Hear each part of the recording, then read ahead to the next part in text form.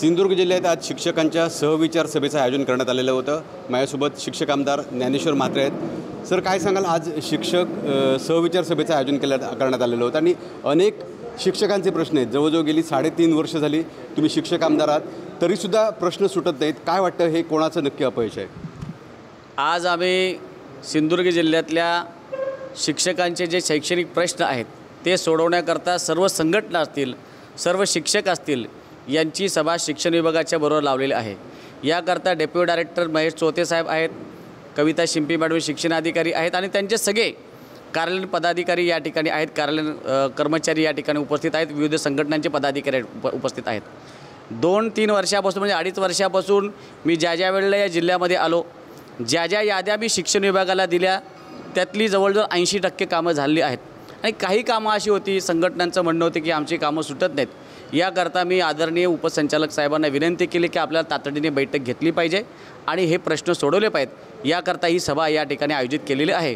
या सभेमध्ये वैयक्तिक मान्यता असतील, मुख्याध्यापक मान्यता असतील, काही संस्थांचे वाद आहेत, काही प्रलंबित बिलं आहेत, हे तातडीने सगळेच्या सगळे सुटले पाहिजेत। यात काही टेक्निकली अडचणी पण आहेत, त्या टेक्निकली अडचणी सुटत नाहीत, पण ज्या सुटण्यासारख्या आहेत त्या 15 दिवसाच्या आतमध्ये सोडवा, अशा सूचना आम्ही संबंधितांना दिल्या आहेत। नक्कीच तुम्ही म्हणता 80% प्रश्न सुटलेत, 20% प्रश्न सुटले नसताना आज शिक्षकांचा रोष पाहायला मिळाला। नेमकं याला जबाबदार कोण आहेत, कोणाला जबाबदार धरते आपण? जे 20% प्रश्न आहेत त्याच्यामध्ये काही संस्थांमध्ये वाद आहेत, काही संस्थांमध्ये भांडणं आहेत। ते वाद मिटवण्याकरता पहिल्यांदा प्रयत्न केला गेला पाहिजे, कारण संस्थेकडनं जो प्रस्ताव यावा लागतो त्या प्रस्तावाला जी कागदपत्र जोडायची असतात तीच कागदपत्र त्या याला नाही आहेत, प्रस्तावाला नाही आहेत, म्हणून ती अडचणीची विषयीचे आहेत, ते राहिले प्रलंबित आहेत। पण आम्ही संघटनेच्या सगळ्या पदाधिकाऱ्यांना सांगितले की आपण त्या संस्थेची, मुख्याध्यापकांची आपण भेट घ्या आणि सामंजस्याने तो विषय मिटवा आणि त्या शिक्षकाला न्याय देण्याचं काम करा। साहेब, एक महत्त्वाचा प्रश्न आहे की नवभारत शिक्षण संस्था आहे, अशा शिक्षण संस्थांमध्ये बोगस शिक्षक भरती झाली अशा पद्धतीचा आरोप करण्यात येतोय। आपण त्याची शहानिशा केली आहे का? या संदर्भामध्ये आता डेप्युटी डायरेक्टर आहेत कविता शिंपी मॅडम आहेत, त्यांना आम्ही सांगितलं आहे की वस्तुस्थिती तपासा आणि जे काय असेल त्यानुसार कारवाई करा।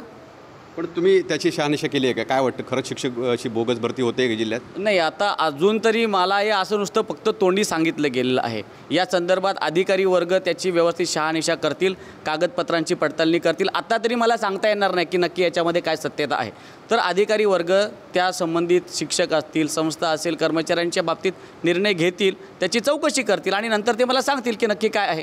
साहेब, एकूणच जर बघितलं तर महाराष्ट्रात हिंदी सक्तीचं याच्यावर रोष व्यक्त केला जातो आहे। काल राज ठाकरेंची पत्रकार परिषद झाली, त्याच्यातसुद्धा त्यांनी म्हटलं आहे की महाराष्ट्रात हिंदी सक्तीची का केली जाते? तुम्ही शिक्षक, एक आमदार आहात, काय कशा पद्धती तुमची भूमिका असणार आहे? केंद्र शासनाने CBSE पॅटर्न म्हणजे राज्यामध्ये लागू केलेलं आहे आणि यामध्ये मी तर अगोदरच सांगितलं की मराठी ही अनिवार्य आहे। दुसरी भाषा इंग्रजी आणि तिसरी भाषा ही कोणती आहे? हिंदी आहे। मुलांना फक्त ती भाषा अवगत असावी याच करता आहे। पण आता हिंदीचं पुस्तक कुठेही पहिलीपासून दिलेलं नाही। मी तरी बघितलं, कालच मी बघितलं की मुलांना पुस्तकं दिलेत, त्यामध्ये हिंदी कुठेही दिलेलं नाहीत। मुलांना हिंदी भाषा ही 5वीपासून आहेच। मुलांना राज्याच्या बाहेर गेल्यानंतर हिंदी भाषा अवगत असावी आणि आंतरराष्ट्रीय स्तरावरती इंग्रजी भाषा अवगत असावी, हाच विषय पहिलं प्राधान्य मराठीला असेल। पण तुमची भूमिका काय असणार आहे? हिंदी तिसरी भाषा म्हणजे गुजरातसारख्या राज्यामध्ये तिसरी भाषा म्हणून गणित निवडली जाते। हिंदी भाषा ही फक्त विद्यार्थ्यांना महाराष्ट्राच्या बाहेर गेल्यानंतर अवगत असली पाहिजे, त्यांना बोलता यायला पाहिजे। याकरता शासनाने अजून सक्ती केलेली नाही, त्याच्यावर विचारविनिमय सुरू आहे आणि त्याचा वापर फक्त मुलांना, जिथे कुठे मुलं जातील महाराष्ट्राच्या बाहेर त्यांना कुठं अडचण यायला नाही पाहिजे, याकरता ती हिंदी भाषा असेल, तिचे सक्तीकरण कुठे या ठिकाणी दिसत नाहीत। सगळी शेवटचा प्रश्न, राज ठाकरेंच्या भूमिकेशी आपण समर्थन करता का? त्यांच्या भूमिकेचं आपल्याला योग्य वाटते का ते? राज ठाकरे साहेबांनी मराठीचा मुद्दा घेतला, आम्ही सर्वजण त्यांच्यासोबत आहोत। मराठी ही महाराष्ट्रामध्ये असलीच पाहिजे, सगळ्यांना मराठी भाषा बोलता यायलाच पाहिजे। मराठी आमची मायबोली आहे, मराठीला अभिजात दर्जा केंद्र शासनाने दिला आहे, म्हणून ही माझी भाषा कधी मागे पडणार नाही। याकरता त्यांनी उचलले पाऊल आम्ही त्यांचं समर्थन करतो आणि निश्चितपणे आम्ही मराठी आहोत, आम्हाला आमचा भाषेचा अभिमान आहे।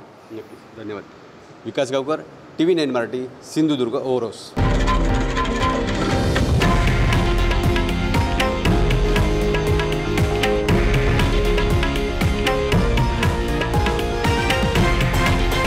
हे आहे देशातील नंबर 1 न्यूज नेटवर्क आणि आपण पाहत आहात TV9 मराठी, एकमेव।